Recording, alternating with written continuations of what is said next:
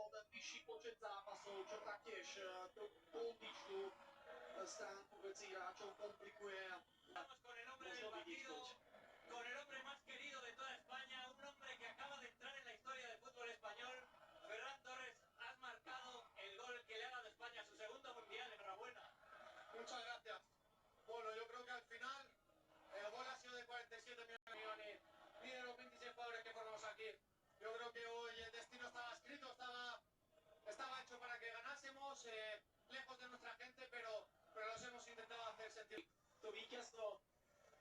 Takisto hovoril to, že možno trošku kontroverzne, že bol počas majstrovstiev sveta kritizovaný, ale ako už samozrejme aj Boha, ktorý mu dáva silu ísť ďalej. A hovorilo sa aj o Iniestovom góle, hovorilo sa o tom, že teraz to bude gól Ferrana Torresa a Ferrana budú Španieli navštímilovali, v ktorom dokázali od nich odstaviť Messiho a síce mohol byť z jeho pohľadu rozhodnutý aj podstatne skôr ako majstrovského šampionátu. V roku 2026 je dnes nedokázal vyrovnať a je otázka v tejto chvíli, či ešte dostane šancu vyrovnať ho o 4 roky. Čo sa týka ďalších ocenení, tak tam sa jednotlivých držiteľov čoskoro španielská fiesta v New Jersey môže nám plno prepuknúť svojich blízkych na tribúnach, aby mohli spolu s nimi prežiť obrovskú radosť z víťazstva na majstrovstvách sveta. Majstrovstvá sveta, ktoré boli rozdelené do 16 hostiteľov rôznych štadiónov. Zatiaľ, čo priemerná návštevnosť bola najvyššia od majstrovstiev sveta 1994 v Spojených štátoch amerických. A ukázalo sa, že hovorilo, že množstvo zájmy nie je príliš ideálnymi zákonmi, keď sa príde na takýto turnaj. Ale napokon, pri prerušení vôbec veľa nebolo nového šampióna. Samozrejme, tento turnaj sa nevyhol ani rôznym kontroverziám, ak by sme sa bavili o zrušených trestoch. Upravili túto bilanciu už na 28 duelov. Rovnako dnes neprehral po svojom jubileu. Čo stále čakáme na to, kedy sa neúspešná účasť vo finále. Dnes si radi aj dostali tú veľmi cennú trofej, ktorú dnes vybojovali a nielen dnes, ale počas celých.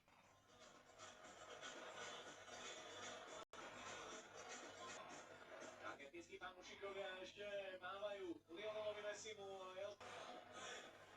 naozaj oduševnené výkony, ktoré ale na tú sladkú vodku a obhajú na Copa America. Odpoveď nasledujúci rok.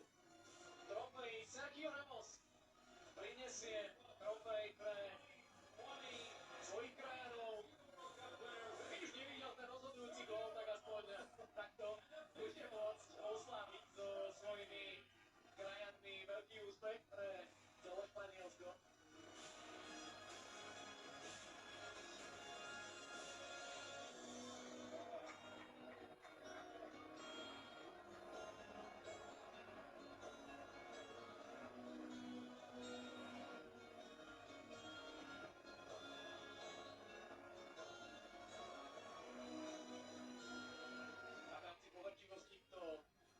Dali do ruky niekomu, kto už pozná ten pocit, aké to je zdvihnúť túto trofej na hlavu.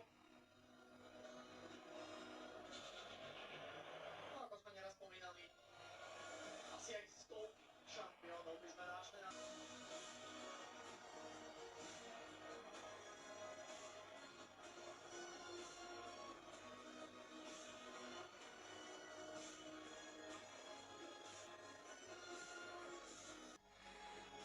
Aspoľkrát Filip, ktorý sa tam myhol.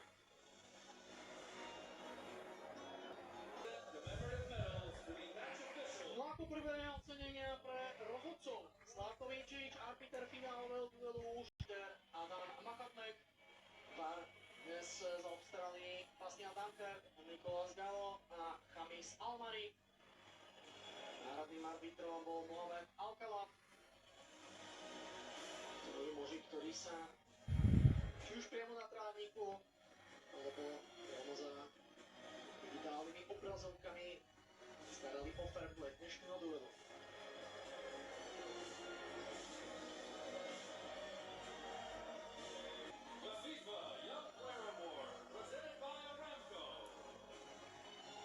A nasledovať bude dostávanie individuálnych ocenení pre jednotlivých hráčov 2005 alebo neskôr. A do tejto kategórie spadá napríklad aj obranca španielského týmu a obranca FC Barcelona Pau Cubarsí.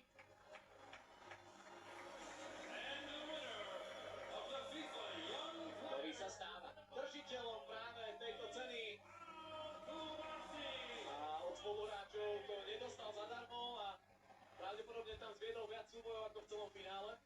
Držiteľom ceny a nositeľom najoplieskanejšieho zátilku v tomto finále. Pau Cubarsí zaslúžené prijíma gratulácia, stáva sa na 19 rokov, asi nevie o čom.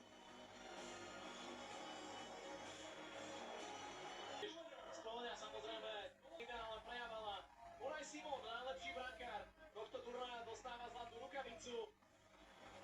Pred 4 rokmi to bol Emiliano Martinez, jeho dnešný náprotivok. Ale Unai Simon si to jednoznačne zaslúži jeden jediný inkaz na celom turnaji. Dnes síce nemal takmer žiadnu prácu, ale napriek tomu oprávnene víťazom tejto trofeje. A ešte pred začiatkom celého turnaja sa hovorilo o tom, že Španieli majú asi najvyrovnanejšiu brankárskú trojicu a že Luis de la Fuente možno bude mať problém, či nasadiť Unaia Simona, Davida Raju alebo Joana Garciu. Napokon tá voľba bola jasná, bol to golman, ktorý chytal v kvalifikácii, ktorý je v podstate stabilnou reprezentou. Unai Simon potvrdil to, čo sa očakávalo a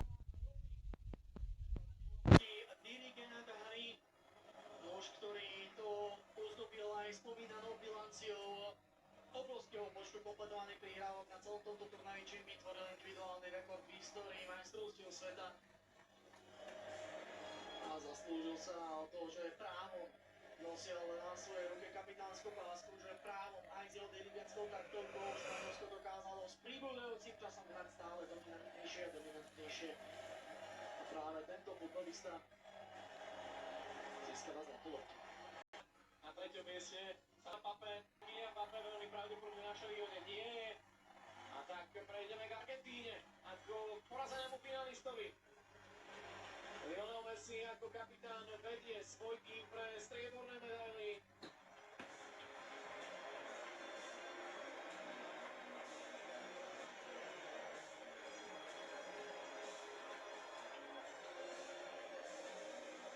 Obrovské uznanie pre celý argentínsky výber, ktorý bojoval na tomto šampionáte. Bojoval aj vo finále, ale napokon to nevyšlo.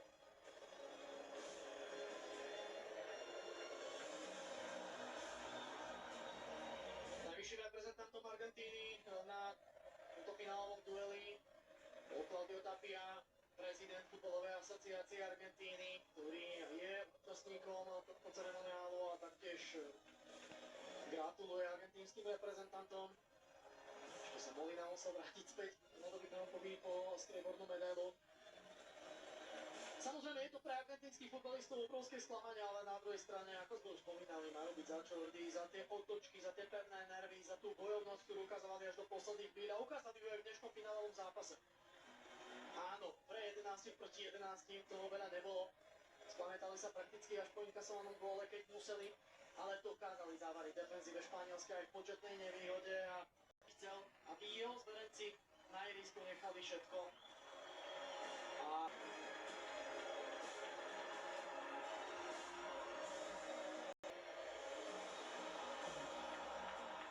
ako má byť naozaj jenom koniec na majstrovstvách sveta vo futbale, tak si tie ovácie z tribúny. Lamine Yamal s jeho spoluhráčmi preberajú zlaté medaily a pozdvihnú majstrovskú trofej nad hlavou. Je čas oslavovať Španielov, je čas oslavovať tým, ktorý dominoval na tomto svetovom šampionáte.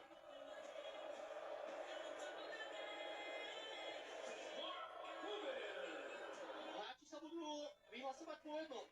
David Raya prichádza ako prvý na rad. Oman Arsenalu si preberie zlatú medailu, po ňom Marc Pubil, 23-ročný, talentovaný mladý obranca Atletica Madrid a Alejandro Grimaldo, skúsený 30-ročný obranca, pred ktorým ale viacerí iní dostali prednosť. A Grimaldo bude od novej sezóny aj spoluhráčom Marca Pubila v Atletiku Madrid. Nasleduje Eric Garcia, ktorý do dnešného finálového zápasu, ktorý získal napríklad zlato na olympiáde pred 2 rokmi Marcos Llorente. Toho tiež vytlačil zo zostavy Pedro Porro. Následne Mikel Merino, hrdina 2 zápasov na tomto šampionáte. A nasleduje dnešný hrdina. A hrdina mnohých Španielov, Ferran Torres, ktorý rozhodol o dnešnom víťazstve. Fabián Ruiz s jubilejnou 50. reprezentačných štartov opäť bez pocitu prehry. A to je ďalší dôkaz famóznej neporaziteľnosti. Talentovaný Gavi, ktorý možno nedostal na toľko príležitostí na tomto šampionáte, koľko by očakával, je však súčasťou majstrovského tímu. Dani Olmo, ten naopak dostal tú prednosť a bol stavkou na istotu na podrotovej pozícii. Jeremy Pino zase stavkou na istotu pri nutnosti striedať niekoľký duel. Pedro Porro ukázal, že Španieli sa na pozícii pravého obrancu asi nemusia obávať do najbližších rokov, pretože má 26 a podával neskutočné výkony. Joan Garcia si síce nezachytal na tomto šampionáte, ale mal výbornú sezónu v rámci klubu v Barcelone.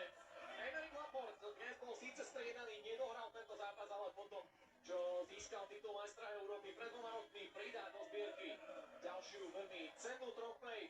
Alex Baena, majster olympiády spred 2 rokov, po ňom už Rodri, najlepší hráč celého turnaja, či Nico Williams, ktorý výrazne oživil toto finále. To celkom jednoznačne aktivita na ľavom krídle bola osobou záverečných minút tohto duelu. Martin Subimentis taktiež užil svoje minúty slávy a podporil defenzívne pozície v strede ihriska. Lamine Yamal možno zaostal za očakávaniami, ale určite nezaostal za tým, akým pozitívnym impulzom mal byť pre španielskú hru a pre tú pozitívnym impulzom jednoznačne bol.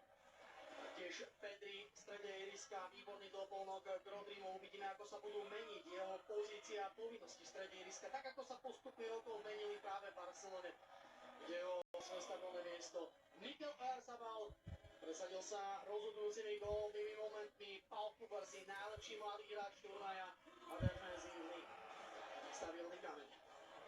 Unai Simon, najlepší brankár tohto turnaja, Marc Cucurella, ktorý podával podobné výkony ako Pedro Porro, takže ani naľavo sa asi Španieli a ponovom už ani Real Madrid nemusia veľmi obávať, čo prinesú ďalšie mesiace a roky. Víctor Muñoz a Borja Iglesias doplňajú ten španielský víťazný tím. Víctor Muñoz sa môže tešiť na novú kapitolu v madridskom Liverpoole a Borja Iglesias. Uvidíme, aká bude jeho budúcnosť, keďže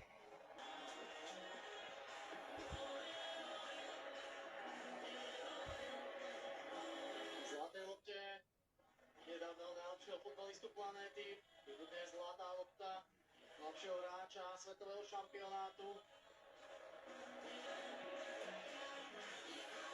A najlepšou oslavnou loptou je tá Zemegula na vrchole majstrovskej trofeje, ktorú bude môcť Rodri spolu so svojimi spoluhráčmi zodvihnúť na hlavu.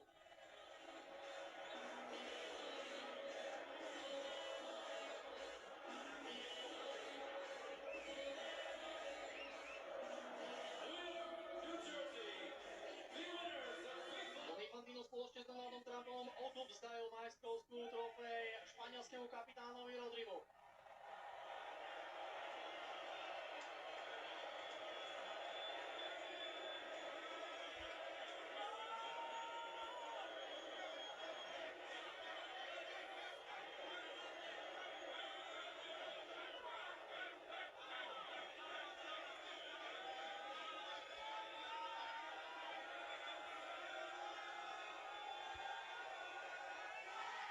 Španieli sú majstrami sveta v roku 2026.